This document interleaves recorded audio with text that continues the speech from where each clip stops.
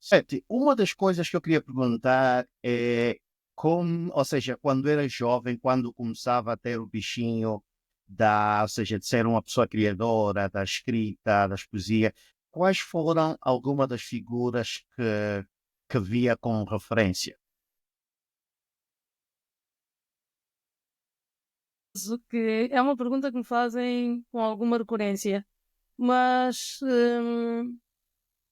eu tenho. Parece fácil responder, mas tenho alguma dificuldade. Porquê? Porque, como é algo que eu comecei a fazer muito cedo, e as minhas primeiras referências ou inspirações eram dentro de casa, não é? Eram o gosto pela escrita e pela leitura, como já havia referido. Surgiu pela observação, sobretudo da minha mãe, eh, depois tudo que foi surgindo pelo caminho, ou seja, todos os contactos que eu fui tendo com trabalhos de vários autores, todos foram tão importantes que depois torna-se. Eu não consigo eleger uma grande referência.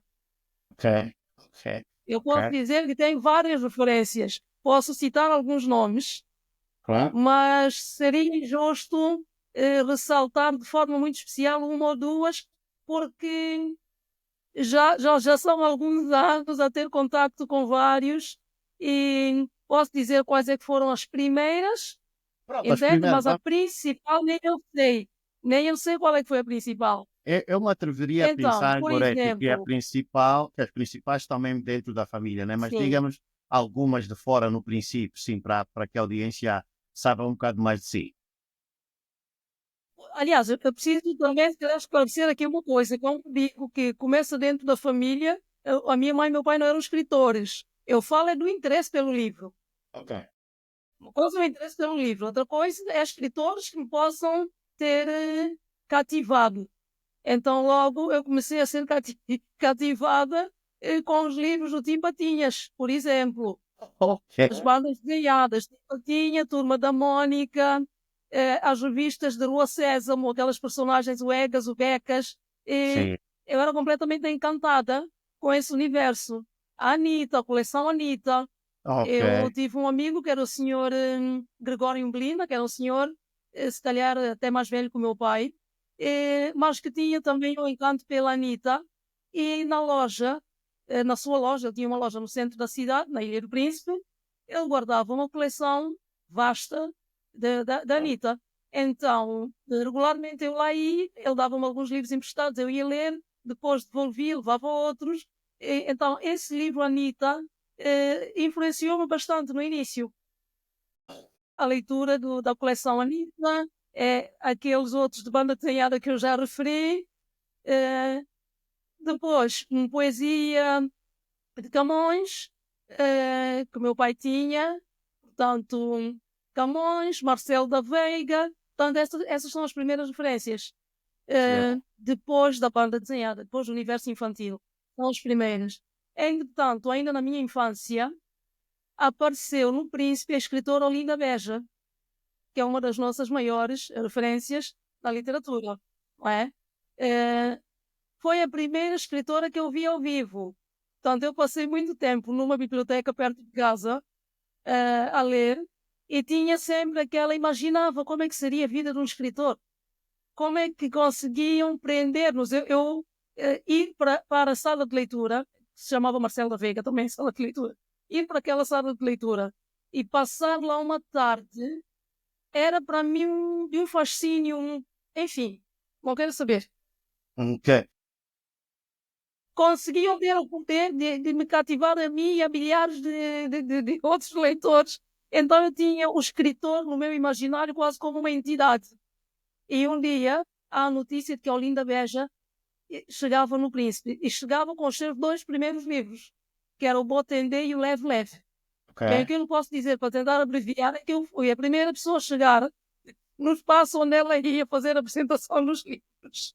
Eu já lá estava antes de abrirem a porta. Também era a minha Então, curiosidade e o meu interesse. E pronto, de lá para cá continuo a acompanhar. Sim, pois, desculpe. banda desenhada e a escritora que acaba de referir, Ou seja, foram as maiores, talvez, maiores, não foram as únicas, mas maiores influências para ti naquela As então, não é? primeiras, Os primeiros, ok. Mas falando nisso, quando disse, por exemplo, que sim, sem passava o tempo dúvida. sim, quando disse que passava o tempo na biblioteca a pensar como era isso de escrever, qual era isso tudo que levava o processo de escrever, eu também estaria interessado em saber um bocado do teu processo criativo, como é que a Gorete começa, quando é que, o que é que tem que estar à sua volta para dar aquele impulso de começar a escrever, porque eu me lembro que uma vez a Gorete disse que eu sinto-me perseguida pela produção poética. Fala-nos um bocado como é que se inspira para começar a escrever, já seja um livro ou uma poesia.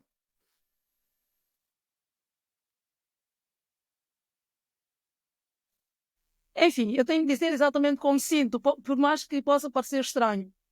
Tudo me inspira, ou quase tudo. Umas coisas de uma forma muito mais intensa e mais profunda, Ok? naturalmente, mas eu escrevo em situações muito particulares. Por exemplo, já no ensino primário, eu estava a assistir às aulas e escrevia nos cadernos. Todos os meus cadernos da escola tinham rabiscos de pensamentos, de versos, melhor conseguidos, pior conseguidos, mas era um exercício paralelo a qualquer Ok. outra coisa que eu estivesse a fazer. Por isso é que eu digo que eu sinto-me perseguida pela escrita, porque tem Ok. sido assim, foi sempre assim, no ensino primário. Eu lembro-me que o meu pai guardava, depois do fim do ano letivo, ele guardava os meus cadernos, eu também guardava dos meus irmãos, eu guardava, tinha o hábito de guardar os nossos cadernos, e de vez em quando eu ia lá ao armazém dele, da oficina, pedir que me mostrasse alguma coisa que eu queria revisitar ou para resgatar alguma ideia, porque fui fazendo sempre desta forma. Então, o que é que me inspirava? Podia ser uma professora, eh, a maneira dela se expressar, a maneira de se vestir. Ah, Eu tive uma professora que se chamava Betty e que continua lá. Se ela ouvir esta entrevista, se calhar vai ficar admirada. Mas eu lembro-me, por exemplo, que ela tinha sempre uns vestidos de corte direito, um pouco abaixo do joelho, com cinto de pano, os cintos do mesmo tecido do vestido, e que ela dava uma laçada de lado. Eu olhava para ela e era uma mulher tão elegante ah, na minha visão de criança que se mantém. Não a tenho visto nos últimos anos, mas é uma pessoa para quem eu olhava e conseguia trazer uma série de figuras que eu mostrava a partir daquela imagem que ela me exato. transmitia, uma imagem de elegância, uma imagem também de poder, de beleza, e é alguém que deu origem a alguns dos meus escritos naquela época. E é Então, uma situação que se repetiu cá em Portugal na faculdade, exato. com outra professora. Então significa que, com outra professora aconteceu, fala-nos um bocado disso, então, antes da minha próxima Aconteceu com pergunta. uma professora que eu tive no curso de Direito, porque ela fumava, mas eu nunca fumei nem tenho intenções de fumar, mas ela tinha um charme, tinha qualquer coisa tão especial na forma como se pegava no cigarro, e a forma dela se movimentar na sala de aula, como falava. Não fumava dentro da sala de aula, mas eu acompanhava, estava a ouvir o que ela dizia de matéria, ia tomando nota de matéria e ao lado ia escrevendo. Eu desenvolvi toda uma personagem de um romance com Uau! base nas aulas dela. Então, Não tinha nada a ver com a matéria, tinha a ver com ela, aquilo que ela me agora, transmitia.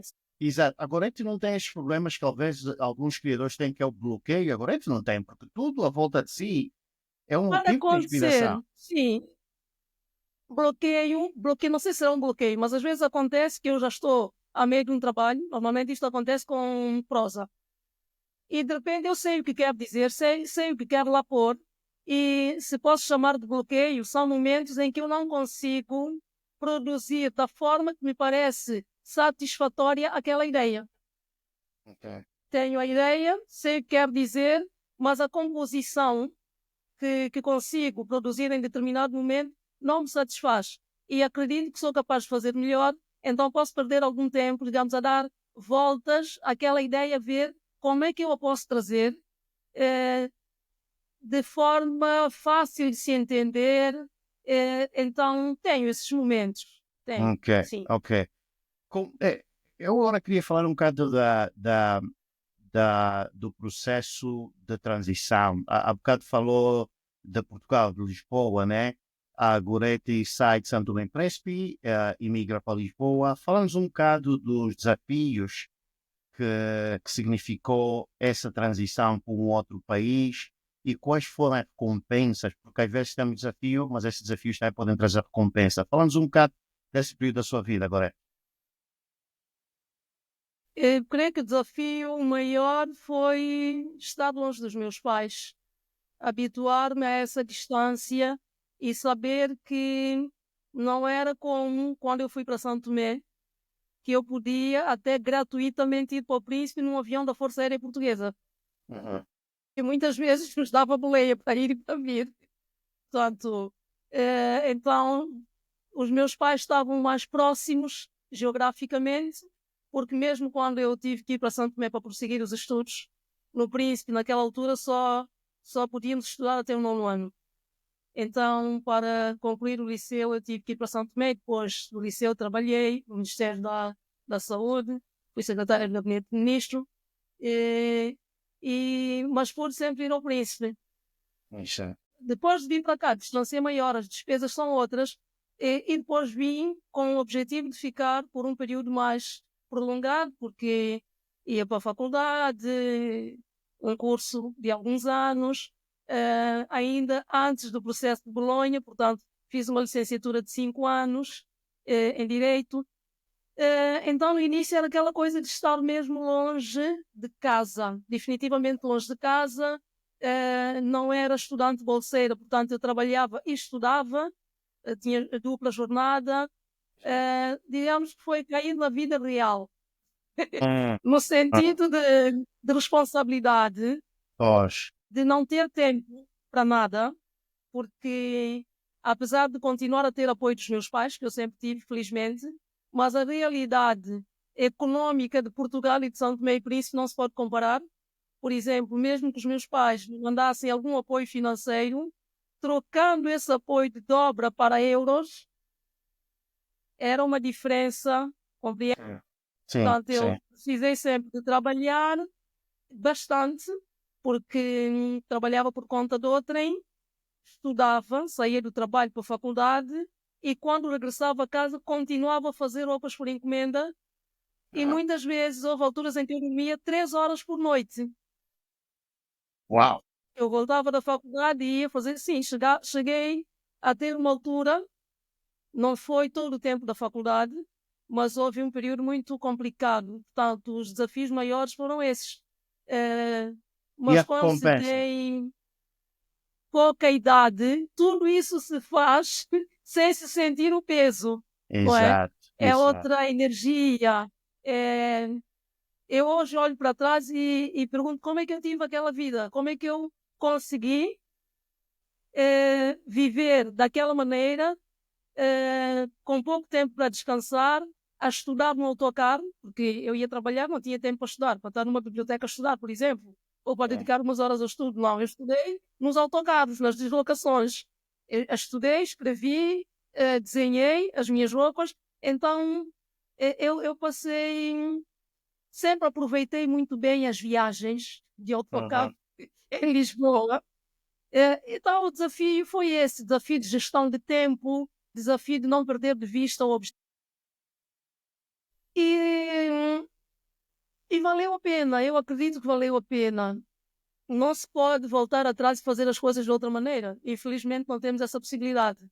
Exato. Muitas vezes, eu, quando penso nos meus pais, eu tenho pena é de não ter regressado. eh, Não diria quando terminei, meu pai já tinha falecido. Eu tenho pena não ter lá estado, por exemplo, quando meu pai partiu. Eu ainda Uhum. não tinha terminado a faculdade. Tenho pena de não ter estado quando a minha mãe partiu e eu já tinha terminado a faculdade. Digamos que já não estava a fazer nada de especial cá em Portugal nessa altura. Mas eu estava a tentar ser a escritora que eu sempre quis ser. Ok. E com todo, E as Goretti, oportunidades que há, po- pois, sim, são maiores. com todo esse sacrifício, essa perseverança para poder vencer, né? Porque a Goretti é uma vencedora. Quais foram as recompensas? As recompensas. hum, eu não sei como é que posso responder a esta questão. Eu não vejo objetivamente algo que eu possa apontar como a maior recompensa. Tudo é um processo, tudo ainda é um caminho, não é? Mas se eu puder traduzir de alguma forma, eu vou falar do que eu tenho aprendido até aqui. A maior Ok. recompensa é que eu vim cá com o objetivo de adquirir conhecimento, já não vou dizer de fazer a faculdade, porque eu podia ter adquirido conhecimento de outra forma, mas a verdade é que ter feito o curso de Direito, ter feito a especialidade em Criminologia, deu-me um alargamento, digamos assim, do campo de visão sobre a realidade da vida. Então, isto serve-me para tudo. Serve-me para a minha vida cotidiana, serve-me na maneira como eu vou afinando o meu olhar sobre a sociedade, sobre o outro, sobre o comportamento do outro, sobre as reações que vamos tendo, as reações que eu vou observar, as ações e as reações que eu vou observando, Correto. ajuda-me na medida que eu consigo ter uma leitura, acredito eu, mais madura do que se eu não tivesse tido a bagagem que me deu aquilo que foi o meu objetivo principal de vir para cá, que era o de estudar. Então, ter Ok. estudado deu-me esta bagagem. Para mim, é uma grande recompensa que me vai acompanhar para toda a vida. Porque também me serve na minha literatura, Exato, exato. na minha escrita.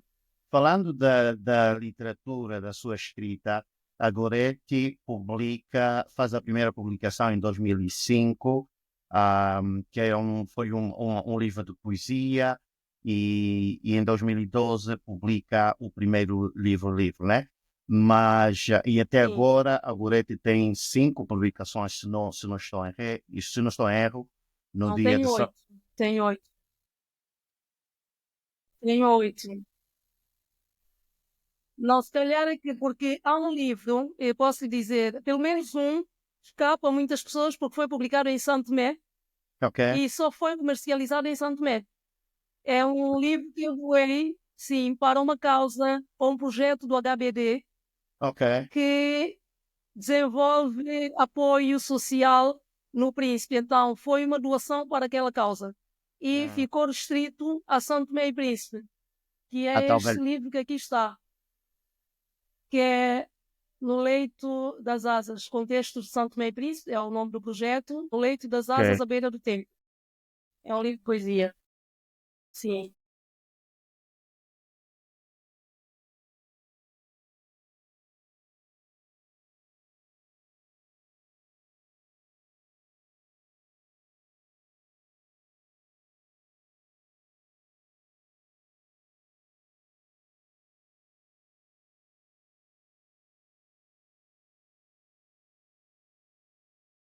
Escritora. Eu sei que muito do que a Goretti escreve ainda tem a ver muito com a sua terra natal, Santo Tomé, mas diz-nos porquê, ou seja, qual é a influência que tem o fato de estar a viver em Portugal, estar a fazer a sua vida profissional em Portugal?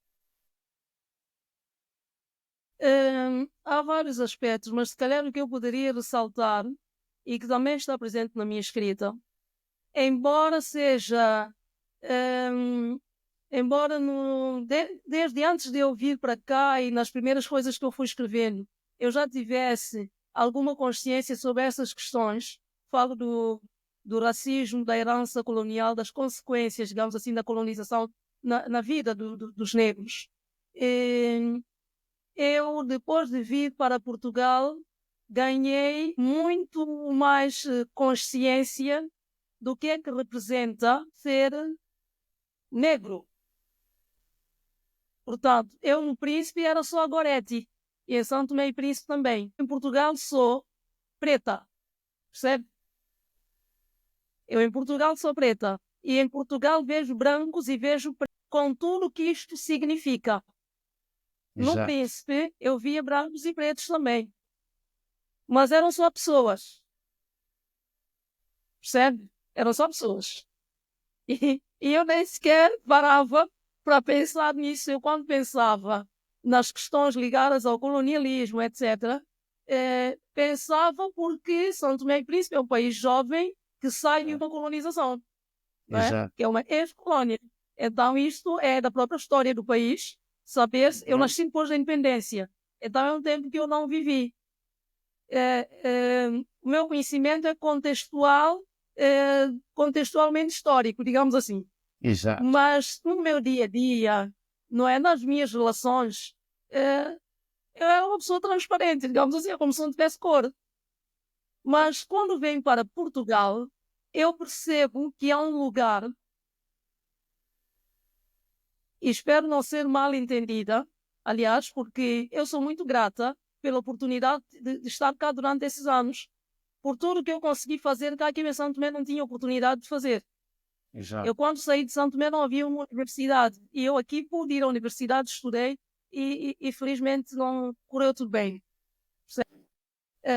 E é aqui que eu tenho publicado os meus livros, é aqui que me têm sido dadas oportunidades na escrita, nos encontros literários, que me têm sido abertas portas. Mas há outro lado. Exato. Há o lado do preconceito, há o lado de sermos vistos como quase como intrusos num lugar que não nos pertence. Percebe? Então há também essa consciência de que é como se estou fora de casa. Exato. Eu considero Portugal a minha segunda casa. E isto é importante, porquê? Porque tendo possibilidade de refletir sobre isso na minha produção literária, eu tenho pelo menos a intenção e a pretensão de ajudar a pensar sobre o impacto que esse olhar atravessado tem sobre nós, os negros, os estrangeiros, de uma maneira geral. Não só os negros, os brasileiros que estão cá, os asiáticos, os da Europa do Leste. Portanto, há estereótipos, há catalogações que são feitas e que, se calhar, em tudo isso existe alguma falta de maturidade intelectual. Exato. Falta de generosidade. Tudo o que eu digo, não generalizando, porque há boas exceções.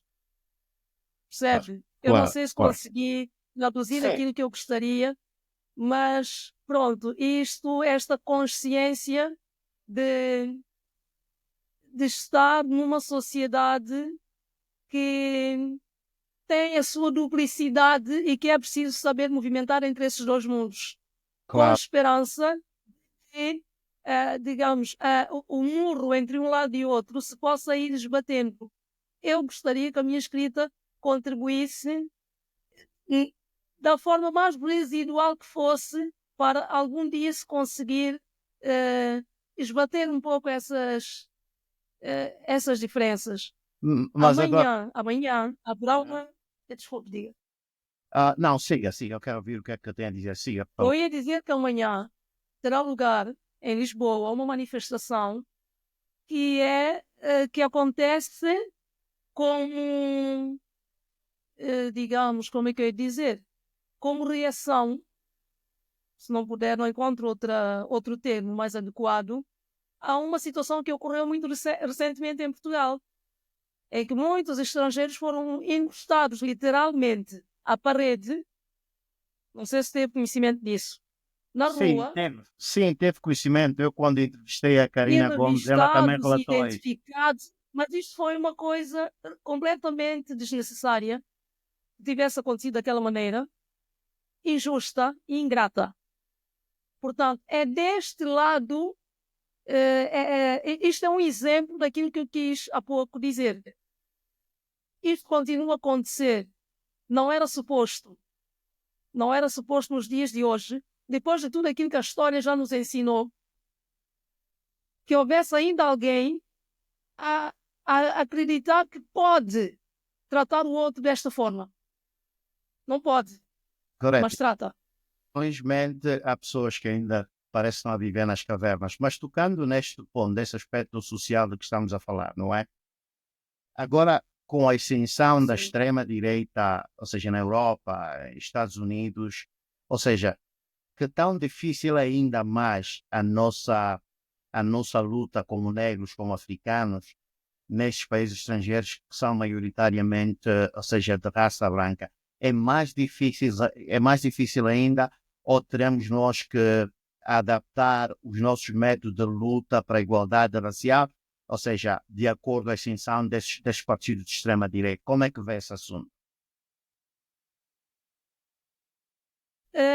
Eu vejo que isto é uma incógnita. Eu penso muitas vezes sobre isso. É que tem-se registrado coisas tão inesperadas, eu diria assim, tão inesperadas, depois de tudo aquilo que a história já nos ensinou, que é uma incógnita, quase que não dá para prever, entende? O rumo que as coisas irão tomar. Eu É, vejo isto com apreensão e é tudo que eu posso dizer a esse respeito. é. Gostaria muito que essa tendência, digamos assim, fosse uma moda muito passageira e que a breve trecho as pessoas caíssem em si e percebessem que o real valor de qualquer pessoa, preta, branca, azul, as riscas e as bolinhas, o valor de qualquer pessoa é o da sua respiração. Absolutamente. Esse é que é o valor de qualquer pessoa. Às vezes dá a impressão, eu às vezes tenho essa impressão que nós, os de raça negra, porque sofremos muita discriminação, somos os únicos que pensamos como seres humanos, não é? A pessoa é a pessoa, a pessoa vale pelo seu valor, pelo que contribui, pelo que gera o seu cérebro, e outros detalhes não têm nada a ver, porque há pessoas más e há pessoas boas de todos os lados, de todas as raças. Mas às vezes eu tenho a impressão, quando eu penso nesses assuntos, não, eu vivo nos Estados Unidos, como sabe, os Estados Unidos também têm os seus problemas, não é? Desse tipo, problemas raciais, até parece que nós os negros somos os únicos seres que pensamos como humanos, não é? Porque essa questão de rechaçar o outro ser humano só pela cor? Nem existe o tempo, ou seja, de conhecer quem é ser humano, se é boa uma pessoa. Não existe, mas de novo, há pessoas que vão continuar a viver nas cavernas por muitos anos e só podemos lutar todos os dias até que um dia isso desapareça. Só que até lá, muitas vidas são ceifadas pelo caminho. E é isto Exato. que é tão revoltante e que inflama esse sentimento de impotência. E eu falo por Correto, mim. correto, correto. Vamos falar um bocado de uma das suas obras literárias. Vamos falar de Bayat um bocado, né? Bayat é um livro de contos, foi publicado em 2022, tem 140 páginas, e eu quero falar disso porque alguém, eu não sei se foi um crítico ou foi uma pessoa que escreveu assim. Não, para alguns críticos é assim que escreveram, né? Bayat é talvez a obra mais impactante de Goretti de Pina. É como se Goretti quisesse e conseguisse desenhar um vestido que pudesse ser usado por todas as mulheres de São Tomé. Eu quero saber qual é. Fala-nos um bocado dessa expressão, dessa crítica positiva sobre Baiano. Eu creio que quem fez essa crítica eh, deve ter se baseado no facto de que o livro eh, traz à luz, digamos assim, da reflexão, ou pelo menos essa intenção, a realidade socioeconómica, sobretudo, das mulheres em São Tomé e Príncipe. E é um livro que fala de mulheres de vários estratos sociais. Portanto, há questões que são transversais a todas as mulheres. Talvez seja por isso. Essa é a minha tentativa de justificar, digamos assim, ou de entender, de fazer um encontro entre essa crítica e as temáticas que eu trato no livro. O livro fala da importância do oculto, do universo do oculto. os hábitos de consultar curandeiros, a tomar as decisões, portanto, as partes positivas e as negativas de se recorrer ao oculto, porque está muito presente na nossa vida em Santo Tomé. A ida à casa dos curandeiros é recorrente. Sempre foi, por isso não leiram todos, mas uma boa parte da população tem os seus rituais, até para se proteger aos banhos, os famosos banhos que se vão tomar à casa do curandeiro, aos Exato. defensores que são preparados pelos curandeiros. E depois ao lado perverso também, não é, da feitiçaria, que é a tentativa de prejudicar alguém através de práticas do universo do oculto. Então o meu livro traz à reflexão todas essas nuances do oculto, os mitos, e questões como o envelhecimento na pobreza, por exemplo. Uhum. Sobretudo em relação ao que diz respeito às mulheres, não é? Uma mulher pobre em São Tomé, geralmente, talvez seja muito pesado dizer desta maneira, mas há um grande número de mulheres que, sendo pobres, e se tiverem pouca família, ainda pior, estão mais isoladas, são catalogadas de feiticeiras. Sim. Eu sei, eu sei. E são Isso, punidas por isso, exato. de Isso várias é algo. formas. Exato, isso. Desde o isolamento, não é?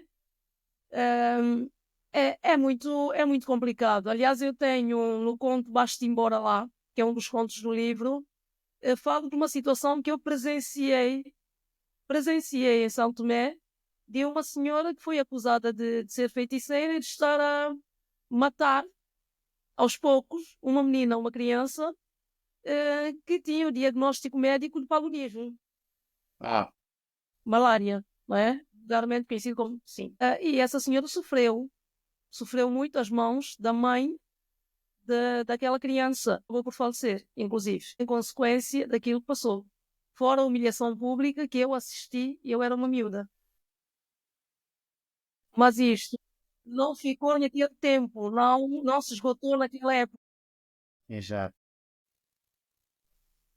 Continua a ser uma realidade em São Tomé esse tratamento que é dado a pessoas de baixo recurso econômico e financeiro e quando chega à velhice. Ok.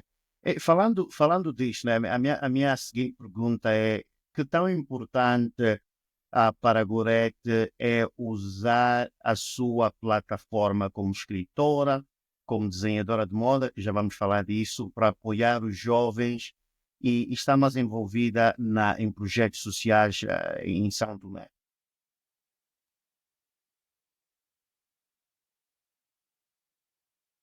Desculpe, eu perdi-me um pouco.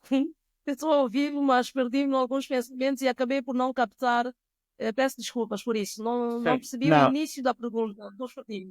sim, pois, eu perguntava, estamos a falar agora de algumas práticas, alguns abusos em questões de feitiçaria, ou seja, que tão importante é para a Goretti usar a sua plataforma, estar envolvida em causas de apoio jovem e de uma forma geral, em causas de apoio à população.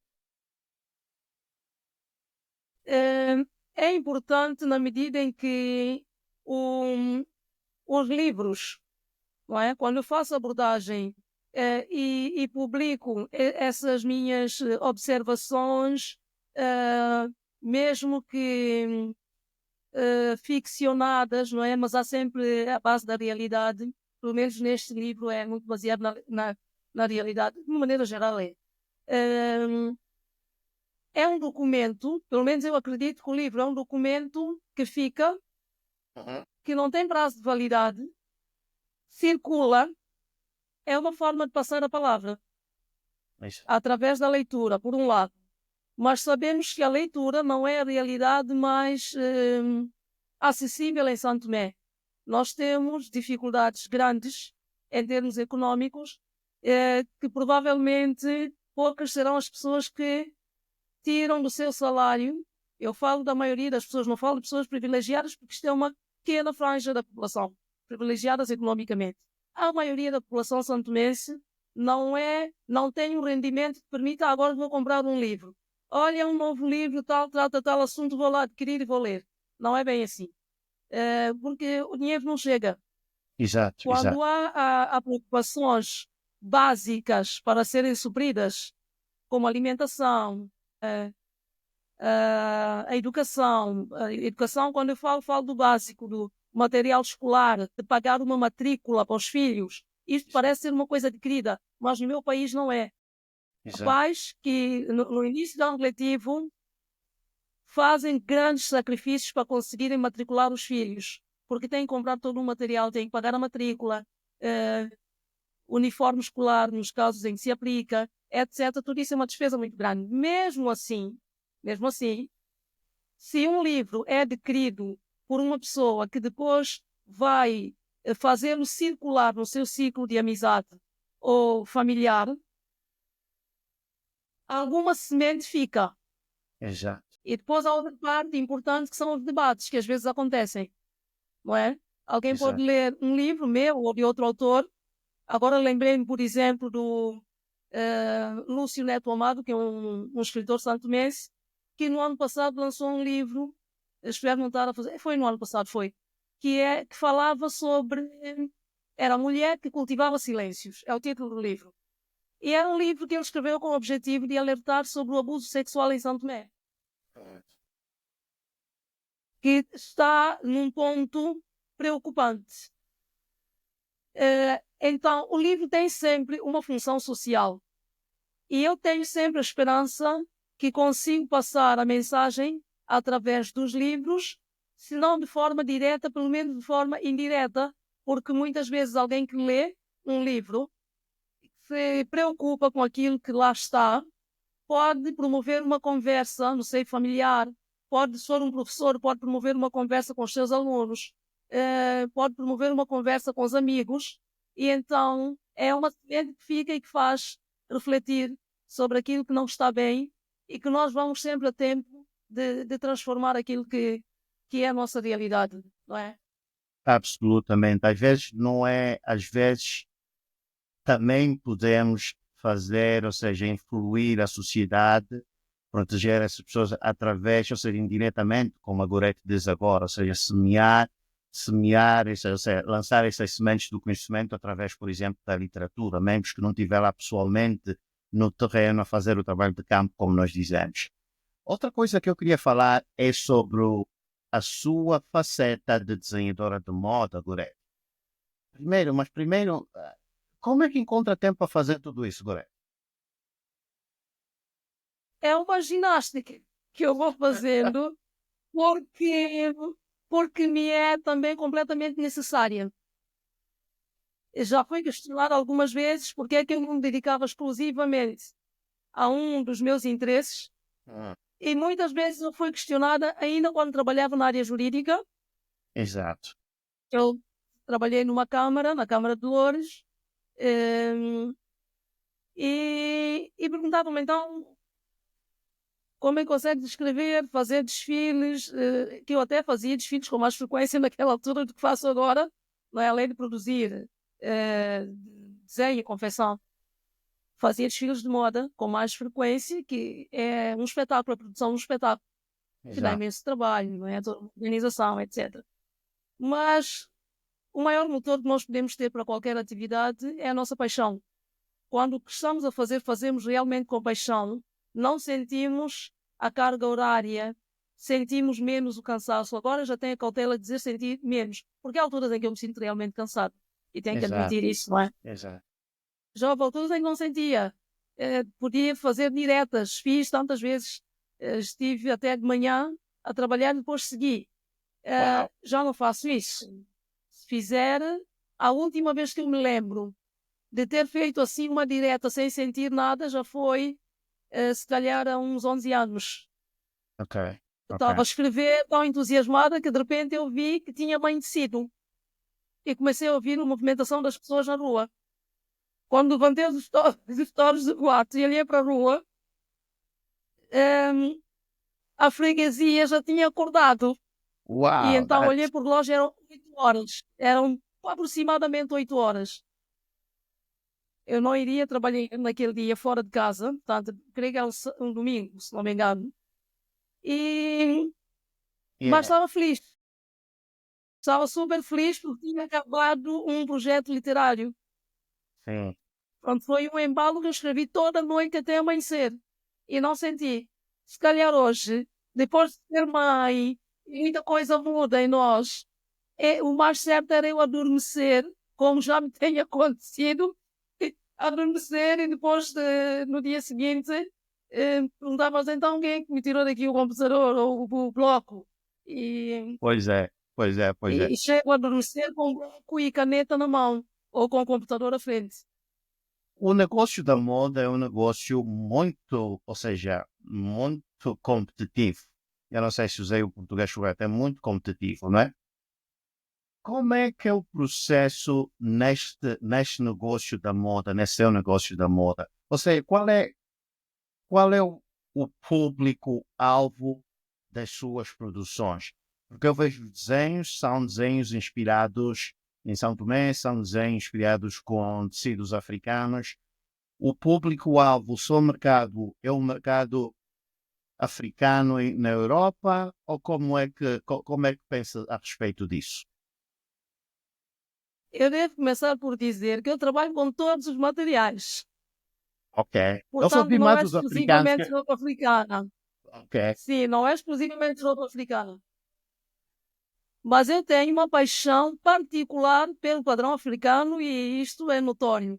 Desde o meu primeiro desfile em 1996, numa altura em que em São Tomé não se usava roupa africana como se usa hoje. Hoje o tecido africano vê-se por todo lado. Naquela altura, eu lembro-me que o único lugar, pelo menos que eu me lembro, que vendia tecido africano era uma loja de uns franceses. Ficava no centro da cidade. Sim, o dono era francês. ehm, e era lá, e o tecido era caro. O tecido africano era mais caro. Não, não é barato. O tecido africano de qualidade, até hoje, não é um tecido barato, propriamente, pelo menos aqui, não é. Mas lá naquela altura também não era. Eh, não é como hoje que se vê em São Tomé, por todo lado, o tecido africano à venda. Hoje Exato. tornou-se muito mais popular, muito mais. ehm, as pessoas descobriram, as pessoas em São Tomé, Uhum. apesar de São Tomé ser um país de África, não havia tradição propriamente de se vestir roupa africana. Não havia o costume. Exato. Exato. Mas eu utilizei os tecidos africanos sempre, desde o meu primeiro desfile. As pessoas que viajavam para o Gabão, porque São Tomé é próximo do Gabão, então estas é que traziam aquelas roupas lindas, bordadas à máquina, de tecido africano com os bordados muito, muito característicos, e conseguia-se identificar logo quando uma pessoa viajava para o Gabão. Era uma altura que pouca gente viajava fora de São Tomé. Pouca gente, eu quando falo em pouca gente, falo sempre da maioria da população, né? Do cidadão comum. Exato. Exato. Exato. Então, quando se visse alguém com um tecido assim, com estampa africana, percebia-se logo, essa pessoa viaja para o Gabão, para Angola, mas era mais para o Gabão do que para Angola, havia mais pessoas a irem para o Gabão. Exato. E pronto, mas sempre trabalhei com outros materiais. Todos os outros. Já produzi muito lingerie, fato de banho, portanto, com tecidos lisos, sem estampa, de licra. eh, já produzo menos esse Ok. segmento, mas durante muito tempo foi algo em que eu apostei bastante. Em Exato. rendas, licras, depois havia ainda há uma paixão por roupas de noiva. Agora, o que se vê nas minhas redes sociais é uma pequena amostra do que eu faço. Até porque eu não tenho investido, admito, não tenho investido nesse recurso tão importante que são as redes sociais. Não tenho investido porque publico muito poucas coisas, de vez em quando ocorre-me, às vezes até memórias. Muitas vezes publico coisas muito antigas e as que eu estou a fazer agora nem sequer publico. Há coleções que eu faço que saem do ateliê diretamente para o cliente e nunca chegam a aparecer para o público. E o meu público é diversificado. Pois, e para É quando é, por muito exemplo, diversificado. desculpa, para quando é, porque eu não consegui encontrar uma página ou seja, uma loja virtual, né, sobre o seu trabalho de moda. Tem alguma que nos Eu não pode tenho. fornecer? Ah, não tem, ok. Então, para Não, fazer a eu venda, não vai tenho uma ficar. loja virtual. Eu tenho uma página no Facebook que é Gorete Pina Fashion. Sim, eu sei, foi aí que encontrei. Pronto, tem essa página. Muitas pessoas chegam até mim através dessa página. Portanto, tem funcionado muito bem nesse sentido. Eh, e recentemente, uma no Instagram, que ainda tem lá pouca informação, muito pouca, mas há uma coisa pela qual eu sou muito grata, que há clientes que eu fiz, portanto, que tiveram contato comigo em Santo Tomé, Uhum. portanto, há quase 30 anos, e que continuam, ou os próprios, ou pessoas através desses clientes, portanto, vão sempre me chegando pessoas umas através das outras. Parece uma coisa muito antiga e muito tradicional, mas comigo tem funcionado assim. E eu estou muito, e não se pode dizer em termos de negócio que se está confortável. Mas eu não posso negar, estou de certa forma confortável com esta situação, Ok. eh, porque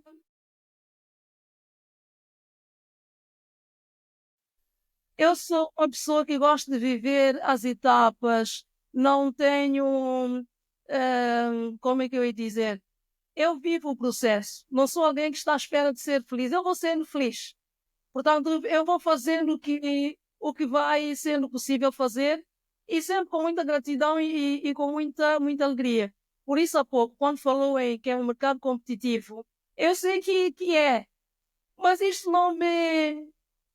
Eu não sinto isto. Eu não Ok. sinto isto na medida em que vou tendo mais trabalho do que eu tenho capacidade de dar resposta. Ah, esse é um bom Enquanto problema isto de ter. estiver a acontecer, Claro.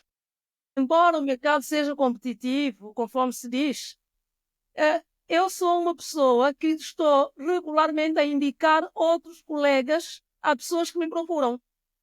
Exato. Exato. Faço isso com frequência, porque muitas vezes procuram pelo meu trabalho porque precisam para uma determinada data que eu não tenho capacidade de responder. E então eu sugiro outros que eu sei que farão um bom trabalho também. Penso que temos que funcionar assim. E essas pessoas nem sequer suspeitam. Provavelmente que chegou o Antônio, a Maria ou o Joaquim porque eu indiquei. Mas eu faço isto com alguma frequência, mesmo para colegas com quem não tenho qualquer ligação nem contacto. Eh, e enquanto eu puder fazer isso, eu sinto que o que está a chegar até mim é mais do que eu posso no momento. Exato. Exato. Que não Exato. significa que não esteja aberta sempre, porque isto é dinâmico, não é? Claro. É dinâmico. Vão aparecendo novos clientes, vão aparecendo diferentes clientes com diferentes preferências, e é isto que torna o caminho interessante, porque isto Exato. ajuda-me a mim própria a crescer, a diversificar, a aprimorar, a ter. Porque os clientes também nos inspiram, assim como as Claro. modelos. As Lógico. modelos inspiram-me imenso. Inspiram-me imenso. Algumas mais do que outras, sim. Ok, diga-me, então pronto, já que está nos modelos, diga-me alguns nomes de modelos, por exemplo, da África lusófona que mais lhe inspira, ou de outros países, queremos saber um bocado a respeito. Pode parecer muito ingrato, há muitas modelos e boas e que merecem todo o carinho e respeito, mas quando eu digo que as modelos inspiram-me, eu falo de modelos que trabalham diretamente comigo. Ah, Portanto, aquelas, sim, um modelo que saiba desfilar uhum. é inspiradora para um criador, para um estilista, para aquele que aprecia, sobretudo, o trabalho em passarela. Porque há muitos que produzem trabalhos maravilhosos e que não fazem desfiles não apostam nessa parte de exposição, não é, do seu trabalho. Trabalham a nível de ateliê, diretamente para o cliente e é só. E a Eu faço Gorete as já duas tem, coisas. Sim. pensado quando é que seria, se é que vai haver um próximo desfile, quando é que seria, para nós anunciarmos aqui como primícia. Ainda não posso anunciar, embora eu tenha essa perspectiva, mas não tenho data. Penso fazer um desfile este ano, ainda não tenho data porque tenho trabalhos que não são do desfile que vão Ok. sobrepondo e, e então não convém anunciar enquanto as coisas não estiverem bem tratadas. Não marquei data nenhuma, tinha uma em mente que já ficou ultrapassada porque eu já percebi que não vou conseguir ter as coisas organizadas para essa altura, porque felizmente tenho outros trabalhos que Ok. não passam pelo desfile, não é? E vai sendo assim, mas quando for, eu dir-lhe-ei e desde já agradeço pela oportunidade de poder divulgar. Pois, eu preciso que a Gorete me faça uma promessa aqui ao Overtal Podcast. Podemos ser nós os primeiros a saber da data, a Gorete vir para aqui, tiramos só 5 minutos do seu tempo para a Gorete anunciar aqui no meu show ou não? Ok. Tá, já está prometido, obrigado. Mais duas perguntas para não roubar mais do seu tempo. Ou seja, a primeira pergunta é ah, que conselho, que sugestão é que dá ao pessoal jovem que quer enveredar numa das carreiras que a Gorete está envolvida, principalmente pessoas que vivem no estrangeiro, já seja na literatura, já seja na poesia ou já seja na moda? Que conselho? O conselho, dizem conselhos não se dão. É muito ingrato estar a dar conselhos, porque às vezes aquilo que resulta para nós, ou aquilo que faz sentido para nós, pode não fazer para outros, mas a pergunta é legítima e pertinente. Por isso, mesmo assim, apesar desta ressalva, eu vou deixar, sim. O conselho que eu dou em primeiro lugar, é ter objetivos claros. Não precisam ser grandes objetivos, mas ter objetivos claros e valorizar as etapas. Às vezes a sensação que eu tenho é que há grandes projetos e talvez pode até ser a mesma opinião que um outro escritor mais experiente ou um estilista mais experiente poderá ter sobre mim.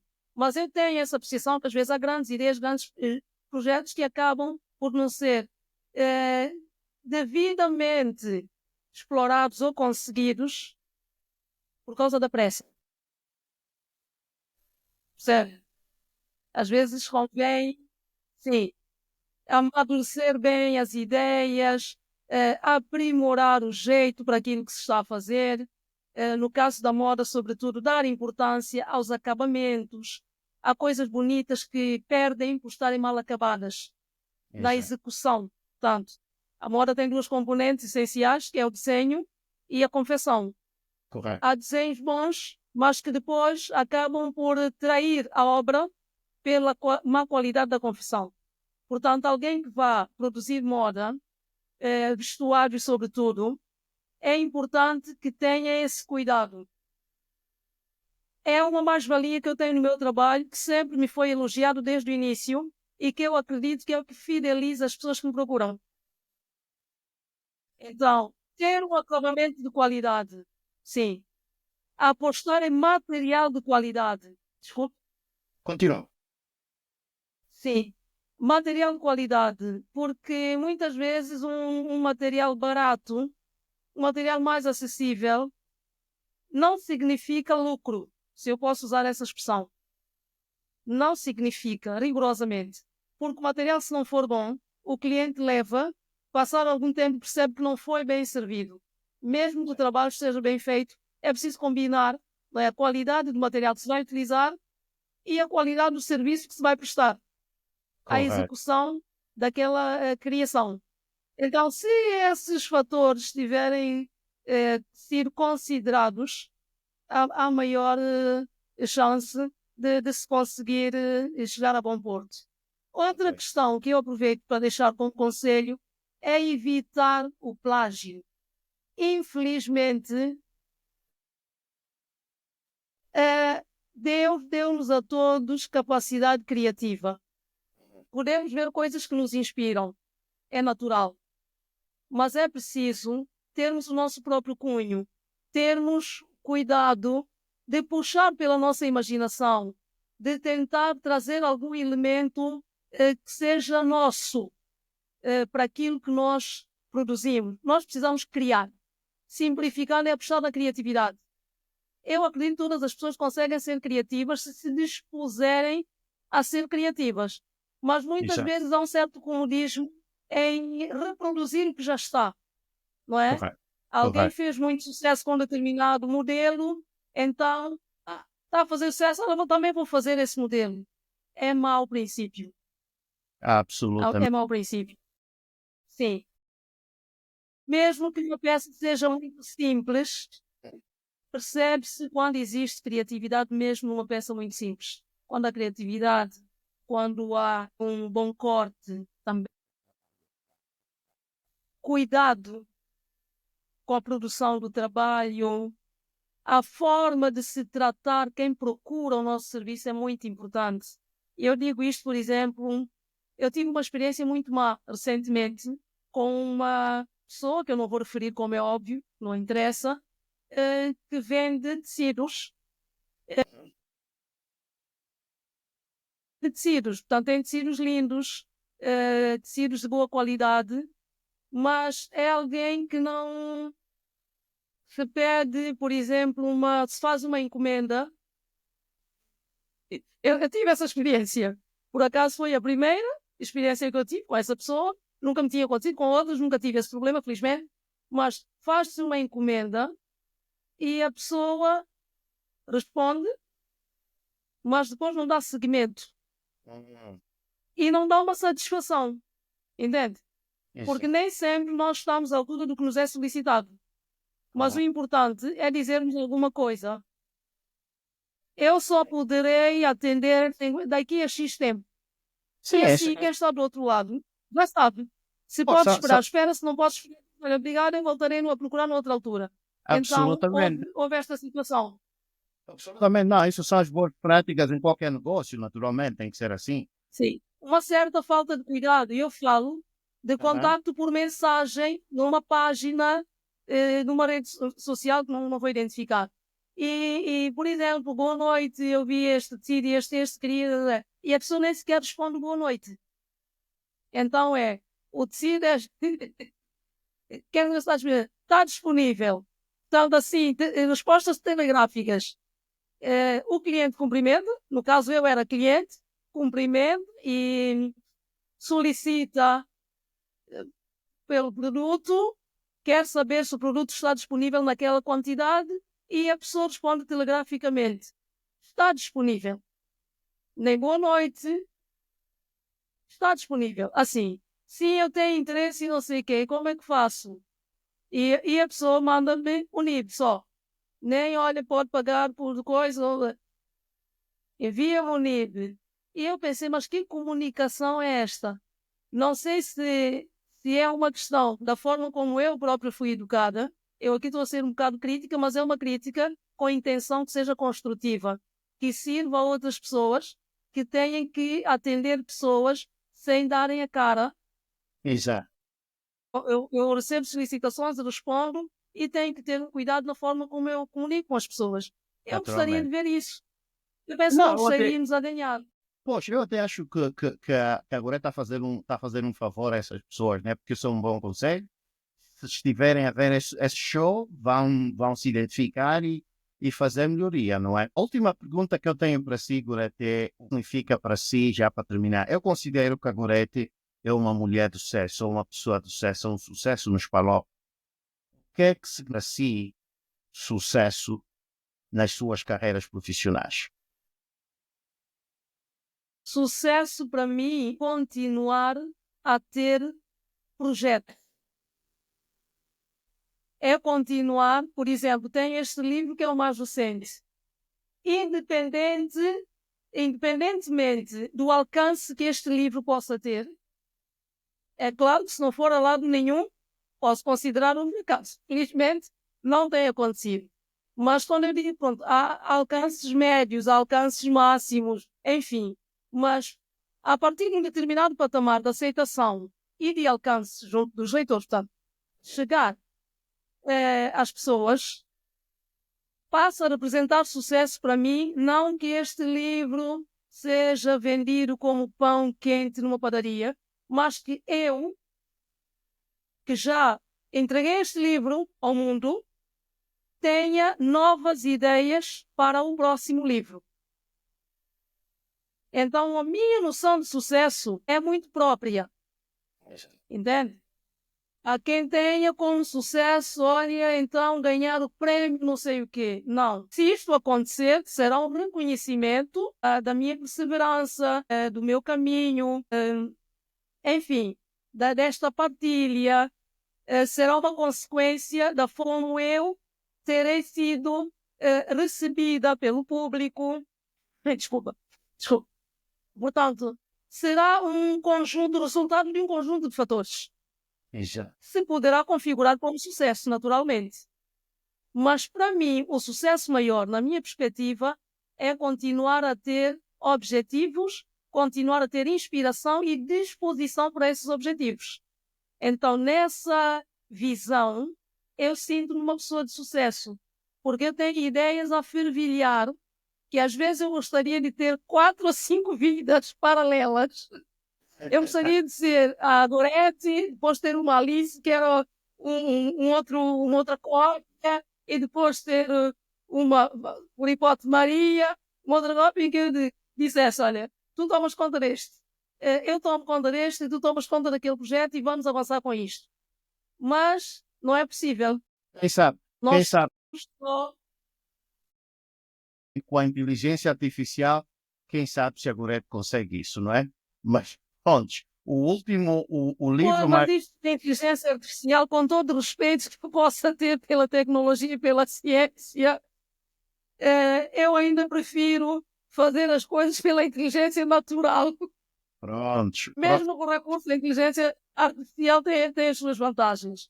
Pronto. Mas isto daria uma outra conversa longa, não é? Absolutamente. Necessitaríamos uma outra hora. Não, eu queria só anunciar aqui para a minha audiência que o livro mais recente da Gorethe Pina chama-se Baiado. É um livro de contos, já está disponível à venda há muito tempo. Por favor, dê uma volta pela página web pela página ou seja, no Facebook da Gorethe, e por aí podem chegar até os lugares onde este livro está à E venda. do editor. E no Desculpe editor. interromper, mas quero aproveitar a oportunidade também para publicitar. A editora publicou o livro, que é a Edições Colibri. A maioria dos meus livros tem a chancela da Colibri. Portanto, o Colibri também está presente nas redes sociais.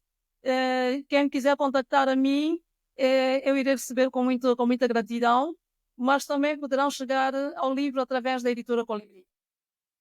Já sabem, não é? Nós vamos colocar a página da editora Colibri para que vocês, por favor, apoiem este grande talento do Spalop, uma mulher capaz, uma mulher determinada e uma mulher de muito sucesso. Minha irmã Gorethe, muito obrigado por dar-nos essa entrevista. Espero que não seja a última vez. E já sabe, aqui eu estou com as portas abertas para quando quiser voltar para algum outro anúncio ou uma outra conversa, já seja sobre inteligência artificial ou outra coisa, tá bem? Está bem. Eu fico muito grata por esta oportunidade. Desejo-lhe os maiores êxitos nos seus empreendimentos e que tenham um ano muito feliz. Portanto, quando for oportuno, será uma honra voltar a estar consigo. Obrigado igualmente.